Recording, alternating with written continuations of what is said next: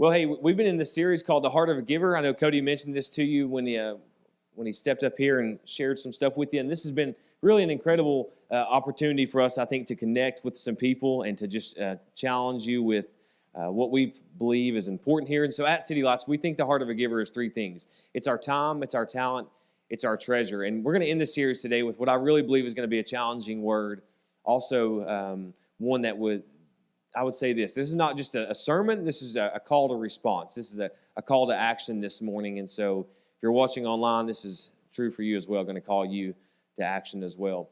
The three things that we believe make a giver are your time, your talent, and treasure. And this morning we want to end this with speaking about treasure. And Cody mentioned this in our welcome, and I'm fully aware that money is such a taboo thing at churches. And if this is your first time here, you're like, dang, why did I come to this church today? I knew I should have went somewhere else. What I want you to see is this, is that I feel like a lot of times the church talk about what should be given here, but we do a really bad job of teaching you how to be good stewards of the rest. And so what I want you to see is just a picture of the totality of what it means to invest your heart into something and how your treasure will come with that. Jesus made a really remarkable statement in Matthew chapter 6, verse 21. This is what he said. Jesus said, "For where your treasure is, there your heart will be also. Where your treasure is, there your heart will be also." And you can even flip this around. You could say, "For where your heart is, there your treasure will be also."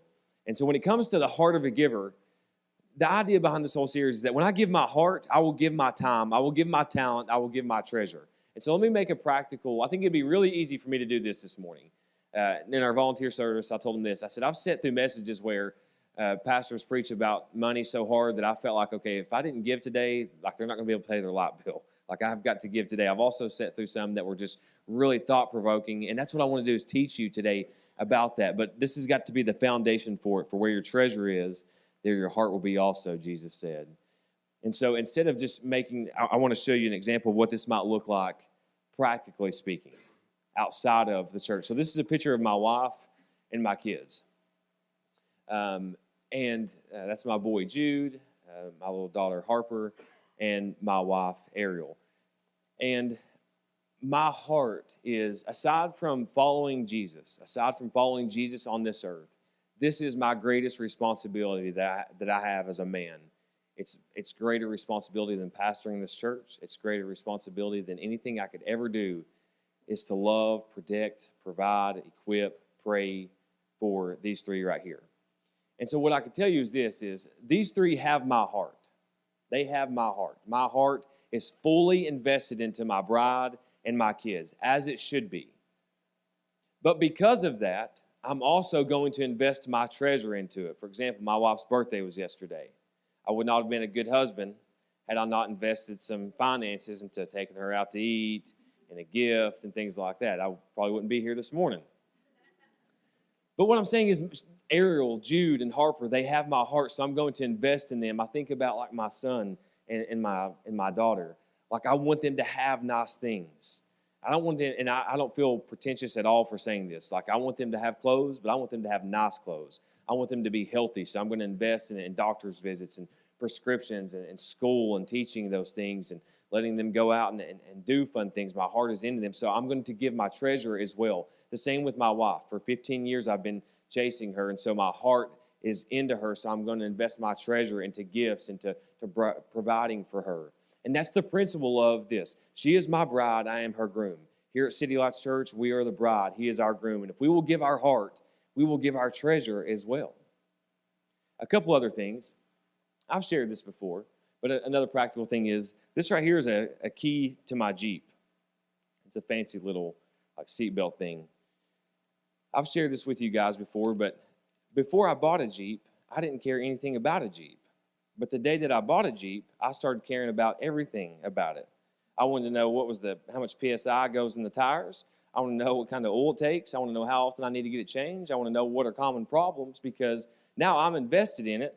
My heart's in it because I'm invested in it. If something goes wrong, I get a little frustrated because I got a lot of money tied up into it. And so that's a practical example of however you got here this morning. I guarantee you, if I looked at your bank account, you have some kind of treasure invested in that car. And because your treasure's there, your heart's there. If it messes up, I don't know anybody that's like, well, my car blew up today. I guess I'll just walk wherever I go. So I'm invested into my vehicle. If you'll hand me that bag, please. This is my bride right here. Thank you, love. Everybody give Ariel a round of applause this morning for putting up with me. So this is my gym bag. About a year ago, Ariel and I, we made a really conscious effort to say, hey, all right, we're going to start investing into our health. We're going to start investing into our health. We're going to start taking it serious because unfortunately, though I thought this in my 20s, as you get in your 30s, you actually don't get younger. You just keep getting older. And so that was kind of a rude awakening. But my heart is this. Ariel and I, we made this commitment to, hey, we're going to get healthy. We're going to get well. We're going to work out. We're going to eat better. And so because of that, I've got an investment. Like, I don't know if anybody work out in here. Anybody go to the gym? A couple of you. Some of you are like, no. Well, let me show you something. This is called pre-workout right here. This is equivalent to the Holy Spirit, okay? When you go to the gym. It's natural. It's not like some kind of, drug performance enhancing supplement. Basically, there's a lot of things in here. This is called Mr. Hyde. This is got basically this. I know this is going to sound crazy to some of y'all, but there is the caffeine matrix is 420 grams. 420 grams. So basically, it's like basically getting jacked up on a bunch of Mountain Dew and then going to the gym and working out. Okay, so it's not I'm not going to fail any drug test or anything like that. But just when you begin to invest in something, when you give your heart to something, you begin to invest into some supplements. Got a little protein here for a little snack, I'm in this season right now where so I've lost some weight. What? Hang on, I'm not even finished yet. Hang on. I've lost some weight, cut some body fat percentage, so now I want to start gaining back that muscle. So this is called, it's a high-calorie mass gainer. This is, it's kind of gross, to be honest with you. It tastes okay, but listen, how you're supposed to drink this is 1,300 calories in one shake. Can you imagine that? But listen, as Cody, our expansion director, said, hey, if you want to get big, you got to eat big. But what I'm saying is these are things I'm invested in, Got a couple pair of Under Armour shoes in here. Got some other supplements. My point is this.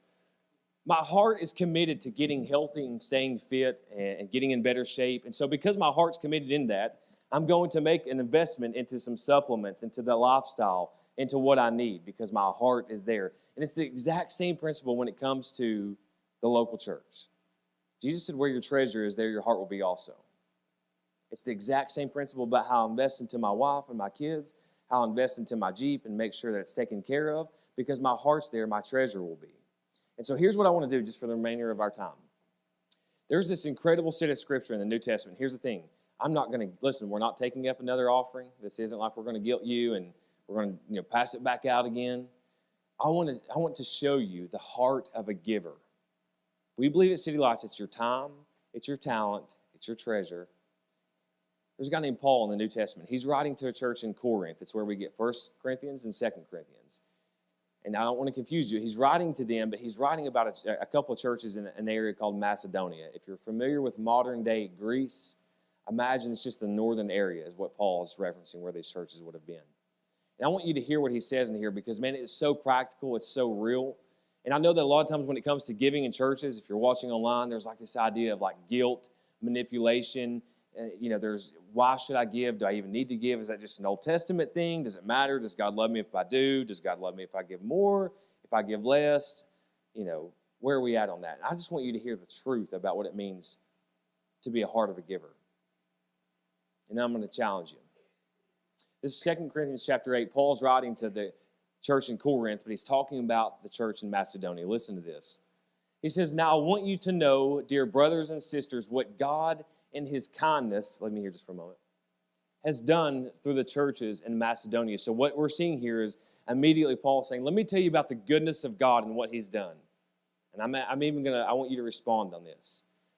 It says that what God has done in his kindness through the churches in Macedonia. How does God move on this earth? How does God's will get accomplished? What's one way? Through people, yeah. He does it through his people. We talk about, hey, listen, God will do some things, absolutely, but you better be ready to play your part. If you want God to move, but you should ask yourself, am I moving? Am I doing my part? He says, I want you to hear what God in his kindness has done through these churches. Verse 2. He says, they are being tested by many troubles, and they are very poor. He means financially. They are very poor.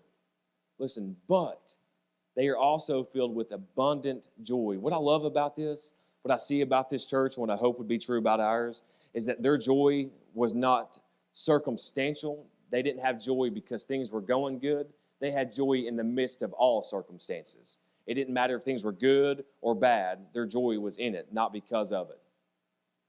They are filled with abundant joy, listen, which has overflowed in rich generosity. So right here, this picture is being painted. Paul clearly says this church is very poor.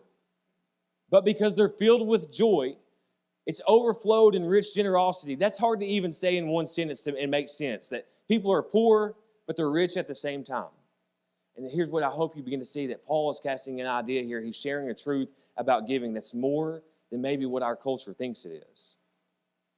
This church is poor, but they have the joy of the Lord, and it's overflowed into rich generosity. Verse 3, he says, for I can testify that they gave not only what they could afford, but far more. Let me hear too, please. And they did it out of their own free will. So let me tell you what's happening, just so you understand. Paul, this guy writing, is a church planter. He would go around, plant churches, establish leadership. He would move to another city and plant another one.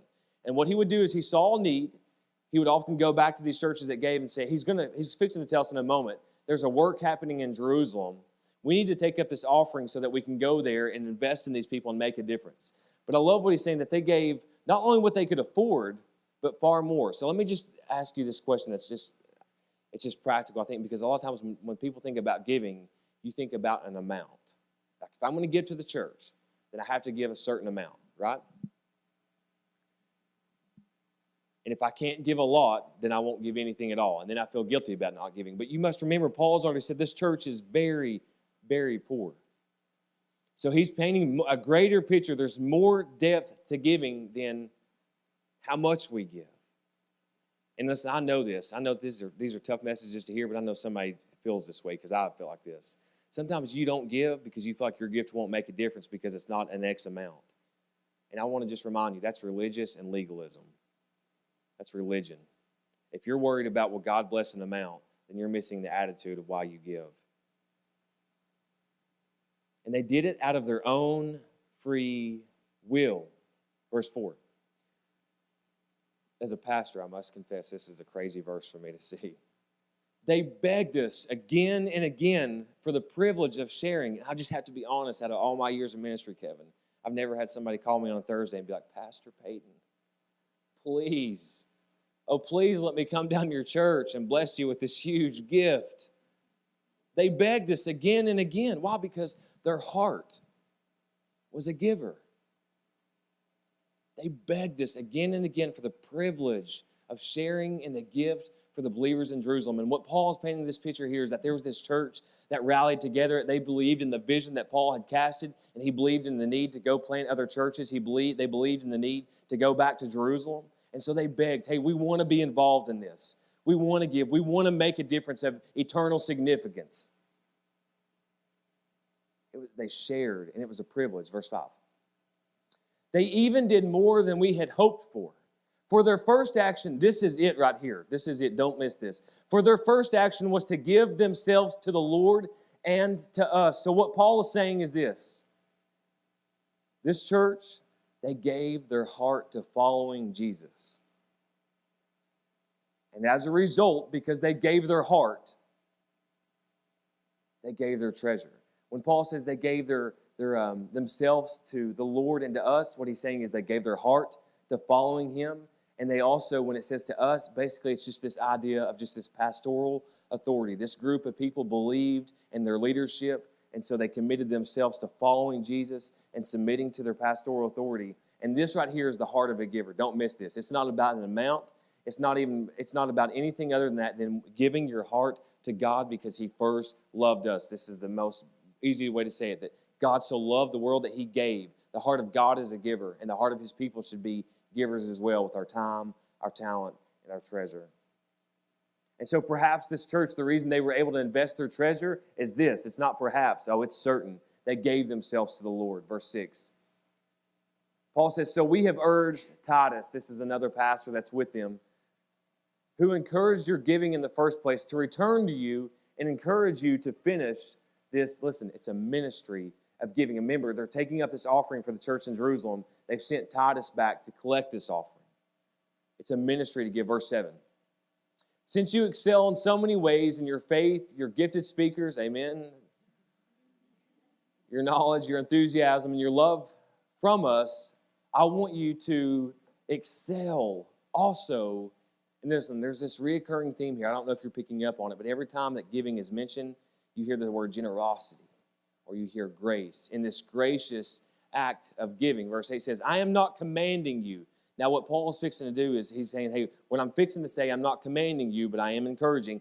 I am testing how genuine your love is by comparing it, let me hear, with the eagerness of the other churches. So he's talking about the churches in Macedonia when he says the eagerness of other churches, but he's writing to the church of Corinth. And so did you know one way that we can determine how well we love is how well we give? I'm testing how genuine your love is. Suppose that I told my wife, I love you, I love you, I love you, but never invested into her. How long do you think that would last, women? Just be honest. I mean, it just wouldn't, because there has to be truth and deed. And it's not that I buy gifts for my wife to show her that it's not that I buy gifts for my wife to prove my love, but it does show my love, right? It's the thoughtfulness. Let me tell you the type of wife that I have. I can't tell you everything, because that's my business and not yours. But I will tell you one thing is, and I genuinely mean this, my wife is the type of woman where the gift financially can cost very little, but the thought behind it will win her over. And that's the same heart that our Father has. We come to him and feel like if it's not this extravagant gift, if I can't sing on stage, then why should I greet people and make them feel welcome? If I can't give this abundance amount of money, then why should I give it all? And you're missing it. You're making it about legalism, you're making it about religion, and you're missing the heart of a giver. And Paul is saying here, listen, I'm not saying, Paul's just straight up telling them, he's their pastor, and he's saying, I'm testing how genuine your love is. And what he's saying is there are churches that give very generously, and don't attach the word generously to an amount. There are some churches that give very generously, and there's some that give eager, and there's some that are reluctant. And so one way that we determine how well we love is by how well we give. Verse 9, he says this. Here it is again, these same reoccurring words. You know the generous grace of our Lord Jesus Christ. Though he was rich because he was in eternity with the Father. He had no need for any kind of provision. And though he was yet rich, yet for your sakes, he became poor by humbling himself to a man and coming down to earth, so that by his poverty he could make you rich. Verse 10. Here is my advice, Paul says. It would be good for you to finish what you started a year ago. Last year, you were the first who wanted to give. Do you hear the heart of a giver? The heart of a giver wants to give their time. They want to give their talent. They want to give their treasure. You wanted to give, and you were the first to begin doing it. Verse 11. Now you should finish what you started. Let the eagerness you showed in the beginning be matched now by your giving. And here's something I think needs to be heard very clearly. Paul says this, give in proportion to what you have. Well, what you have is about perspective, right? Because this church, remember, they were very poor, but they gave like they were rich. So perspective is brought into the picture now. So give in proportion to what you have, verse 12, and listen to this. Here's the heart of a giver. Whatever you give is acceptable if you give it eagerly. And I can't help but wonder, because I really know that sometimes, like when we pass an offering around or when it comes to giving, I just wonder if you guys often feel guilty about the gift you're giving because you're making it about an amount. And I've said this, and I don't want to confuse you because I think it's really important, and I'm not trying to act like there's extra blessings on this, but I want to just be real with you this morning. Somebody over here can give a check for $1,000, and if you would this morning, that'd be great. And somebody over here can give $5. Now, I think, listen, let's just be honest. I think we have a tendency in America, I'm not trying to remove Jesus from the equation, but our culture is, the person with $1,000 must be really rich. And the person who only gets $5, they must be very poor. But how many of you know, maybe you've experienced it, and I've done this person that gives that much, man, they can give very reluctantly. It's almost like it pains them to drop it in the offering bucket. It hurts them to drop it. And this person over here, they give eagerly. They've given out of proportion of what they had. And I assure you, here sits the greater blessing for them. Because whatever you give is acceptable if you give it eagerly. God, I get to give. I get to serve you. I get to give my time. I get to give my talent. And give according to what you have, not what you don't have. And so here's two things I want to share with you. And then I'm going to teach a little principle that I think is going to be beneficial for all of us. So the first thing here at City Lights that we genuinely believe is that generosity starts in your heart, not your wallet. Don't confuse the two. Your generosity doesn't start when you open your wallet or your checkbook. It starts right here in your heart. It starts here in my heart. Because the heart of a giver gives my time, my talent, my treasure. Listen, you are making it about religion and legalism if you identify it with this. When you understand that generosity starts here, you've experienced the love of God. The second thing I would tell you is this, that giving is more about the attitude than the amount. Giving is more about the attitude than the amount. The attitude in which I give far surpasses the amount I give. But here's what's important, is Paul says this, you must give in proportion to what you have. So this is not an out to be like, I'm just going to, give what I can when I can. There's some intentionality behind this. And so one of the things I want to challenge you all with this morning is this. Now listen, you can ask anybody on our staff. When it comes to whiteboard, I am the greatest artist at writing on whiteboard. So I will warn you, it may be hard to understand what I'm reading back there. I'm not a doctor, but I write like one. It's more about the attitude than the amount. One of the things that I want to challenge our church with, and this is where it's a call to action, is we're going to kick off something today called a 90-day generosity challenge. And the whole idea behind this generosity challenge is it's really about taking your faith next level. Leslie said this during the time of offering, and I hope that people paid attention because it's very true. She said for her it's a trust thing, or there's been times in the past where it's been a trust thing. And so the idea behind this 90-day generosity challenge is this. For the next 90 days, we want to challenge people to step into an act of being a heart of giver. And here's what this consists of. You can give for the first time. You can say, hey, you know what, Pastor, I've been really feeling like I need to begin giving regularly. So you're going to give regularly. There's people that, hey, I want to increase my giving. There's all kinds of options on there. You can go to this website, our website, to find it, or you can text that number, text 90-day to that. But here's where the promise comes from. In Malachi 3:10, the only time in Scripture God says to test him, when it comes to your giving, to test him and see if he won't pour out the floodgate of blessing. So because we believe the Word of God to be true, this is what's going to happen. For those of you who sign up, and I'm challenging you to sign up. For those of you who have been on the fence and you're like, hey, I need to get serious. This is my next step. It's me increasing my faith. It's me giving my heart to City Lights. Malachi 3:10 says that if we'll be faithful, obedient, give, that God will bless us by pouring out a floodgate of blessings on us. So at City Lights, because we believe the Word of God, here's what we'll do. You can sign up. You can mark 90 days on the back of your connection card. You can go online. You can test that. We'll follow up with you. At the end of 90 days, whatever giving path you choose, if you come to us and say, you know what, God did not keep his word, I promise you this, we'll give you every single penny back. We'll give you every single penny that you gave. If God doesn't keep his promise over your life and your finances, we'll give every penny back. Here's the deal, though. You can't be tithing to your mamaw's church and come to us and be like, hey, that didn't work out. I need my money back, preacher. You've got to make the investment here. You've got to make the investment here. But we believe that God's word is true, and we'll give every single penny back. And let me tell you why this is important. There's practical and there's spiritual. We have a big vision at City Lights, and we want to plant more churches. We talked about on Vision Sunday that one of our visions for this year is we want to begin planting our next church.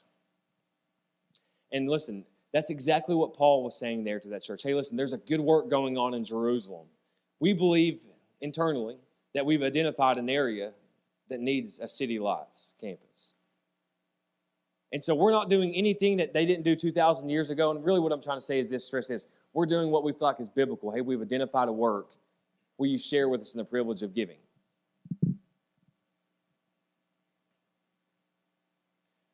We want you to take this 90-day generosity challenge because we want to increase our faith. We want to increase our opportunity to impact the world. And I shared this on Vision Sunday, and it's important that you know this, that you're reminded.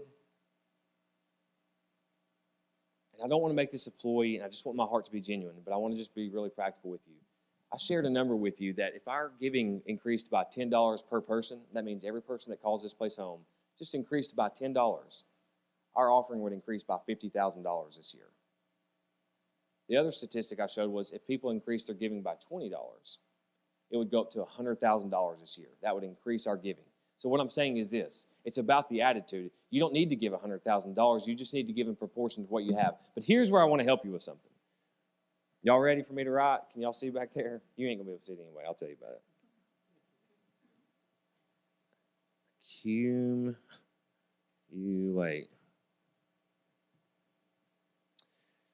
I want to show you two patterns that I think Americans go through. One particular that Americans go through. One that I want to show you what Christians should go through when it comes to our finances, okay? And I can teach this first one because I've done it. One of the things I think we're really good at when it comes to typical American and even a lot of Christians is what we do is we work to accumulate. You work 30 hours a week, 40 hours, 50, 60, whatever it is, whatever you do. If you're a firefighter, if you're a teacher, if you're a cashier, if you work for the FBI.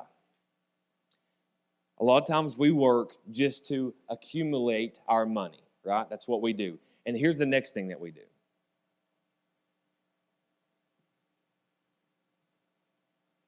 We go immediately into enjoy. What do? We get paid, but I'm going out to eat this weekend. Going to Texas Roadhouse or Chili's. Daddy got a little overtime. I'm going out to eat. We're going shopping. I accumulate. I receive it. Now I immediately enjoy. That's what I'm going to do. I'm going to enjoy it because, listen, this is why. It's my money. I've worked hard for it. So I'm going to go out and enjoy myself. I'm not saying you shouldn't enjoy yourself. We like to enjoy ourselves. Matter of fact, we went out to eat twice yesterday, right? We ate like champs in the morning and kings in the evening, and it was good. And I don't feel guilty about it because I ate really good. But here's what we do. I'm talking about a cycle, okay? We try to accumulate, we work hard, and the next thing that we do is we want to go out and enjoy it. And here's what happens after that.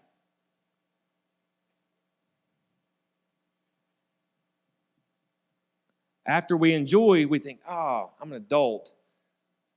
I need to start repaying some of my bills.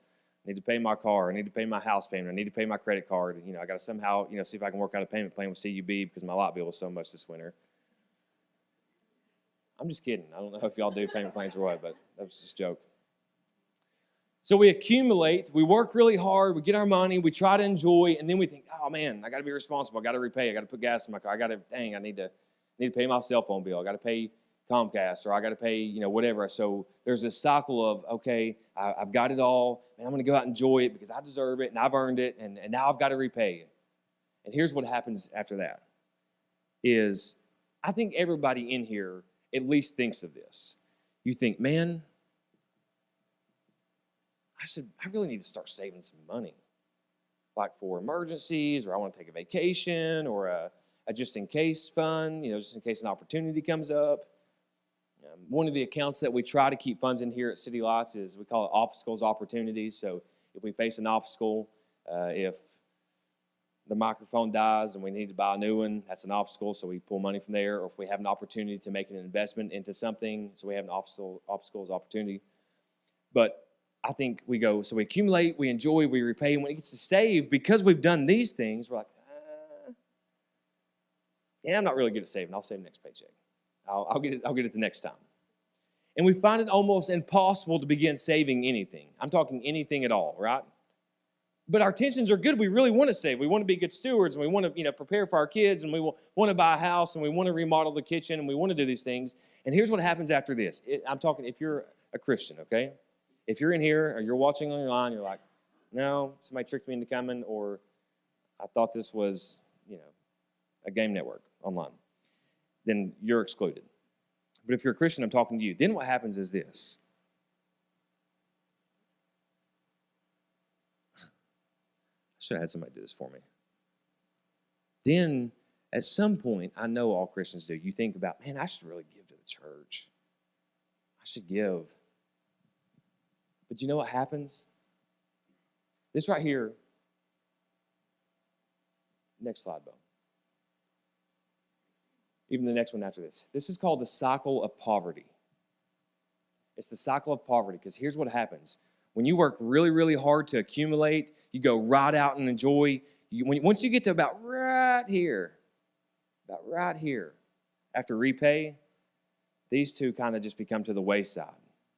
Now, you'll acknowledge it, and you'll think, man, I need to be saving. I need to be mature. I need to be responsible. I want to save.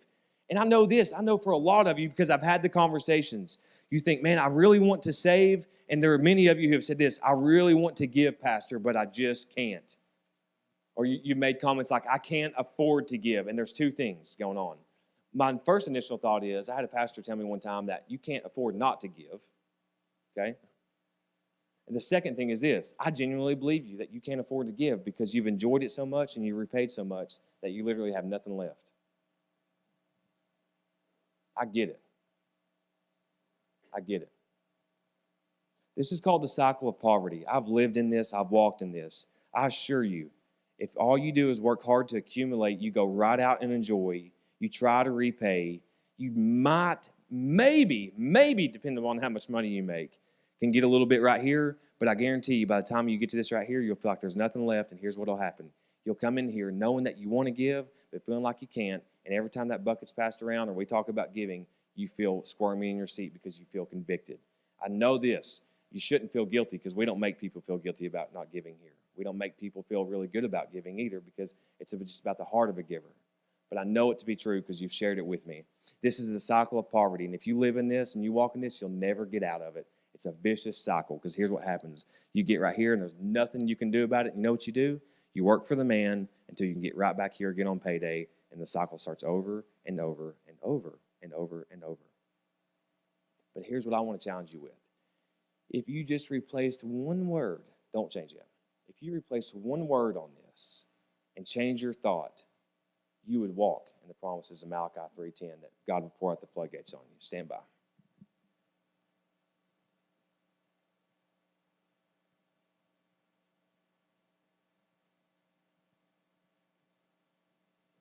Y'all standing by? Hang on. The Father's going to change some people today, and sometimes change takes time.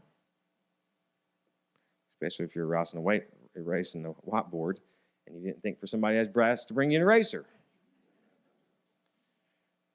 I'm learning. That's the cycle of poverty. When you accumulate, you go right to enjoy, you try to repay, you save, you give. But listen, I'm telling you, it's so simple. Leave me there, Bo. Instead of accumulate, okay?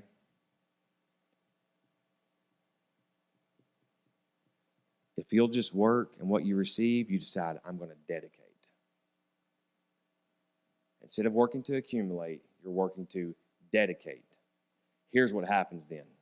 When you get on this, all you got to do is, it's just, listen, how many of you know there's power in your mind? If I think it, I can do it. If I feel a certain way, I can be that way. If I dedicate what the Father's given me, so this is it. How many of you know, listen, just for simple math, when we think about giving, we think about a tithe. We think about 10%. If God's asking for that, when he says, I want your first and your best, you don't have to be good at math to understand this. He's not asking for the most. He's asking for your first and your best. So then if we dedicate and we flip the cycle and we go right to, okay, God, because I've dedicated everything you've given me, I'm going to give first. I'm going to give in proportion to what I have. I'm going to give eagerly. I'm going to give with a cheerful heart. And I know it's more about my attitude than my amount. Then here's what you'll see is, so I dedicate. I get out of that cycle of poverty. I'm going to give my best and my first to the Father.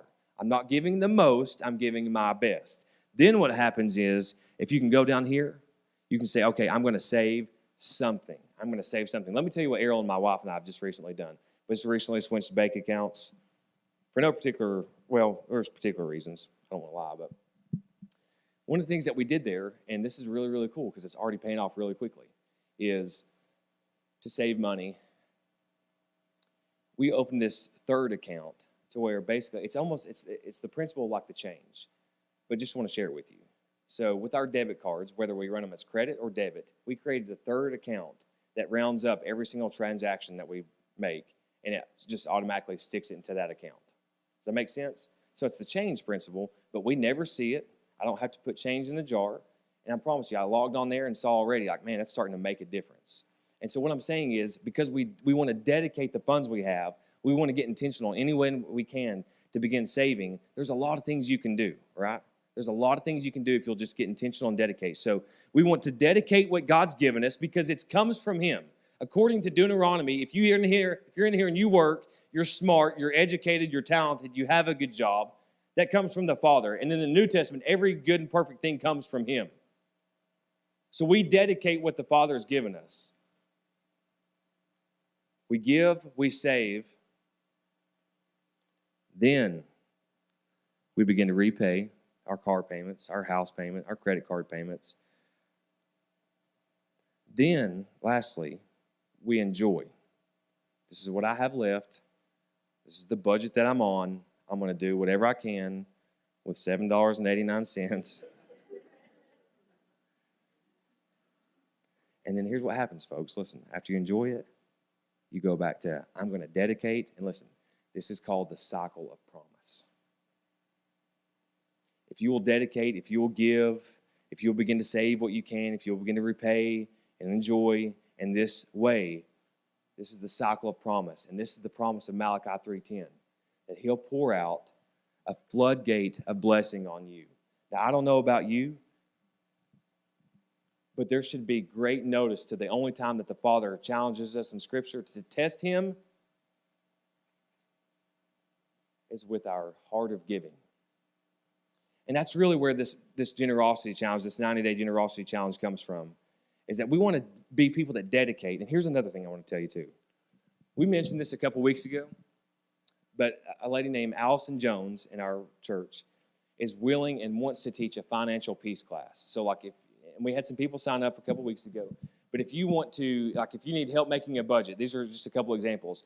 Maybe you have went from 2 incomes to 1 income, or maybe you went from 1 to 2, or maybe you've got a lot of debt, or maybe you just have never really been good at finances and you're out on your own, or now you're a single mother now, or you're a recently graduated college student, or I know there are people out here, okay? I know that you're out here, and because I talk to you, say, Pastor, I want to do these things, but I don't know how, I can't. Allison would love to spend some time with you, and here's all you got to do. On the back of your connection card is just write FP, Financial Peace, FP. We'll teach you how to take some positive steps in learning how to dedicate and learning how to give. I want you to listen. Go ahead and get something going for us. I want to go back to 2 Corinthians 8:5. I want you to listen to what he said to them. They did even more than we had hoped. For their first action was to give themselves to the Lord. So what Paul's saying here is, yes, I came to you to get this offering because God started a good work. And the reality is this. If we're going to step into the vision that God has called for us, we have to fund it. This isn't about anybody in here getting rich, okay? This isn't about nobody's kingdom getting bigger other than the Father's. I genuinely mean that. We are very transparent here with our finances. We professionally have a CPA that handles all of our stuff on the back end. We have an in-house that does on the front end. So this is no scheme to like, hey, come help us. You know, I'd love to have like a 2018 F-150 ministry vehicle that's for the church. That'd be great. Company car. We don't do those things here. We genuinely want to invest into God's kingdom.